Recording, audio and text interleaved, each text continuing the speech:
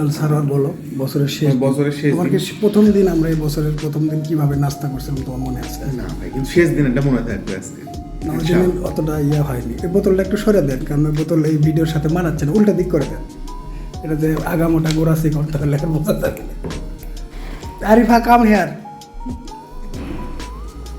চলে আসো। তারপরে তোমার এই বছরের প্রাপ্তি কি সার্ভার বলো?